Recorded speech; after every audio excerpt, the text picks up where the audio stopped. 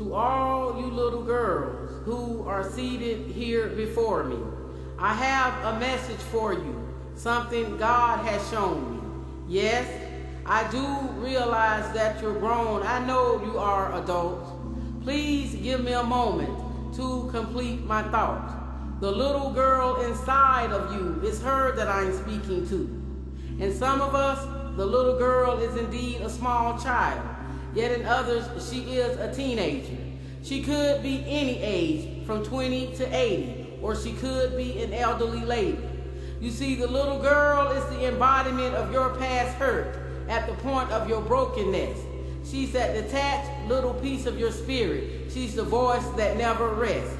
Some of us have her locked away behind a door of denial.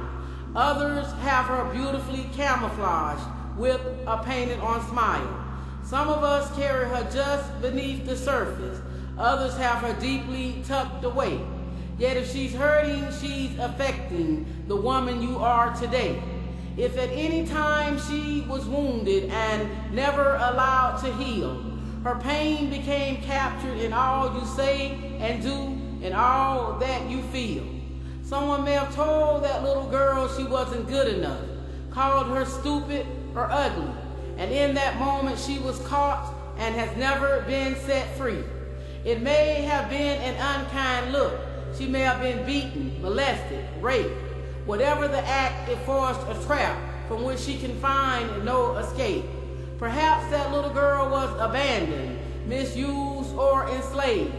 She may have hurt so badly you thought she died, so you buried her in a memory-blocked grave. But my precious God told me to tell you what I know to be right. Until you go back and get her, she is still reliving that act. She's still being hit. She's still being cursed. She's still being held down. She's still being touched. She is still hurting, and she is still afraid because she's lingered in that awful place for oh so many days. And she's crying out inside of you every moment you exist. So many ways we try and quiet her cry. Oh, there's an endless list. We try and quiet her with drugs, drinking and excessive eating, distorting our bodies and our minds, yet the cycle keeps repeating. We try and quiet her through promiscuity, or making money and gaining possessions, or starving ourselves to achieve a self-defined perfection. We try and quiet her through our husbands, our children, our religion. Nothing keeps her quiet for very long, and we keep making wrong decisions. So we learn to ignore her cry, pretend that we just don't hear. Trust no one around us, and mistrust grows into fear. Or we trust too easily and are used to the extreme. And there in the middle of it all lies our trampled self-esteem. Where self-esteem is trampled, hurt and pain are ample. Because the little girl is so wounded, still you refuse to acknowledge her cry. Nothing in your life is as it should be, and she's the reason why. She is why we become content to live in mediocrity and just scrape by on the surface. Because we're afraid we'll increase her screaming, digging down inside ourselves to bring forth our true purpose. So although God has given you an awesome seed, you lack the courage to sow it. She is why I was in my 40s before I opened my gift as a poet. She is why you would allow a man to beat you down, rather with his words, his actions, or his fists. She is why you think it's okay to be at the bottom as long as he keeps you on his list. She is why you tolerate his abuse rather than wait for a man who will be true. She is why you'll turn a godly man away thinking he's too good for you. She is why so many ladies have decided that being a woman is just too painful, so they just gave up and surrendered. They have forsaken their femininity because they feel betrayed by their gender. She is why we stop doing all the things for ourselves that as women we should treasure, and have sunken into a depth so low that it cannot be measured. She is why our attitudes become so nasty, people avoid us at all costs. She is why no matter what you achieve, true victory will remain lost. So you must go back and get her, no matter how long she's been waiting, because you can never receive what God has for you through unforgiveness and hating. I know you don't want to revisit that awful place where hate was first personified. But you must realize you're already there in that little girl who has for so long cried. And the only way you can reach her, you must go back in the spirit. Jesus will have to take you there, so there'll be no need to fear it. Cry out to God in prayer and ask him to give you peace. Cry out to God in supplication and ask him to give you relief. Cry out to God until he takes you back to the very spot where you were first violated. And there in the middle of hurting you, you'll see your perpetrator.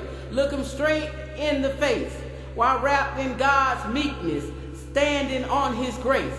Tell your perpetrator to stop it. It's over. God is in control. He has brought me back to confront you so that he might make me whole.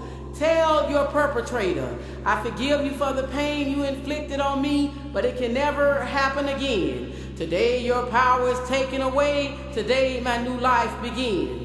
Then watch your perpetrator move away from you, never again to rule. But if you keep looking down at your feet, God will make him into your footstool.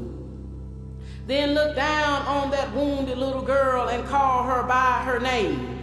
Call her out of the place of darkness in the shadow of hurt and shame. Tell her that the weeping is over. She endured through the night.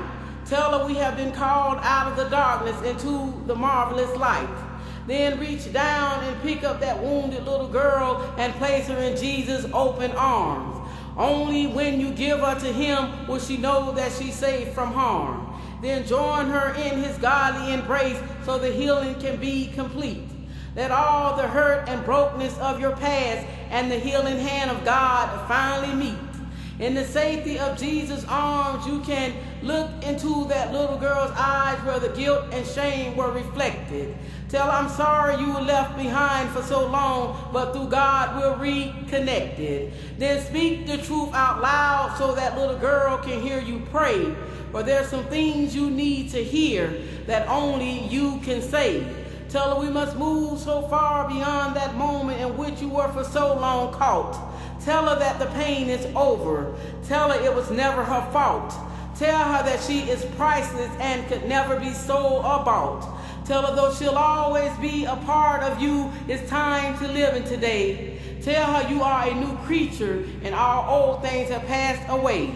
Tell her you will use her story to free hurting people from their pain, so all the suffering that she endured could never be in vain. Tell her to keep screaming out inside of you, but only praises from the Lord. Then start walking in your healing and begin to be restored. For there's so many other hurting little girls who need to be set free.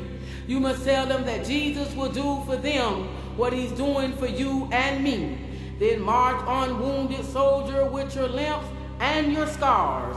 Stay on the battlefield for the Lord and remember your past is not who you are. If you'll just abide in Jesus, he will cape you in self-esteem and crown your head with wisdom, for you are a beautiful queen. Amen.